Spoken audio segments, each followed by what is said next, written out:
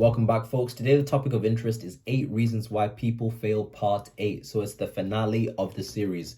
So if you're new, we've already covered 7 major reasons why people fail. So what I've covered so far up until this point, in no particular order, is the following. So we've covered, of course, being a perfectionist, making excuses, allowing yourself to be distracted, being unwilling to apply the things that you know, caring too much what other people think, procrastinating, and spending time with the wrong people. Today, what we're going to be covering is an unwillingness to change your approach. So being unwilling to adapt to the way that you do things. So if you're taking action on the goals that you have, that's fantastic. You're like 80% of the way there. The final 20% is literally just being flexible in the way that you go about meeting your goals and meeting your objectives. Because sometimes you've got to be able to change your approach. So people by nature are creatures of habit. So normally when somebody's going for something or they're trying to achieve a particular goal, they'll normally try 3 or 4 things over and over and over again. So you try the 3 or 4 things over and over again. Now, there's nothing wrong with that. When it does become a problem is when those 3 or 4 things that you're doing aren't getting you the result that you want. What people tend not to do is to review and to think about what they're doing to try to get the result and to change it. People tend not to change their approach. People tend to do the same 3 or 4 things over and over again, then tell themselves, I've tried everything.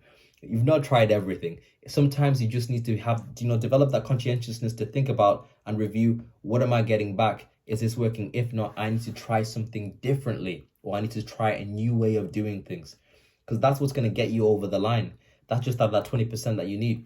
So ironically, I was listening to like Sylvester Stallone's story. So Sylvester Stallone's the guy who made Rocky. So this guy's been through hardship. So he was talking about how, like, when he was younger, he wanted to be like a big actor. And he was talking about how he was living in New York, and he went and he applied to all these different performing arts companies, these movie director companies, trying to apply to act in their movies. So in pretty much every single movie production company in New York rejected him, and they all rejected him because they thought that he didn't have a nice face. So they thought, you know what, your face, it's not really pretty. People don't want to pay for that. So they've all rejected him. So he's thinking, okay, cool, what am I going to do now? So at this point, bear in mind, this guy has quit his job and is gambled full time to try be an actor. So he's got a dog. His missus is about to leave him. They're going through hard times right now. So he thinks, okay, cool, I can't be in these movies that they want me to be. So what can I do? I'm going to have to write my own. So he writes Rocky. And then he pitches it to all these different movie production companies. Loads of them are rejecting it, but one movie production company really, really likes it. And they're like, cool, we really, really want this script, but we don't want you to act in it. So Rocky, bear in mind, this guy's broke at this point. He's broke. He's got next to nothing. They're offering him a fair amount of money to take the script so that they can create the movie without him. He rejects and he goes, nah, man, forget it. I'd rather be hungry. I'm not going to give you the script. So he goes back and forth with this company, and eventually they allow him to act. They pay him less than they would have initially paid him to be able to act in the movie, because they say, you know what, seeing that you're going to be in it, you're going to have to take the gamble with us. He takes the gamble. The movie takes off, and he ends up on the big screen, and now is like one of the biggest actors out there.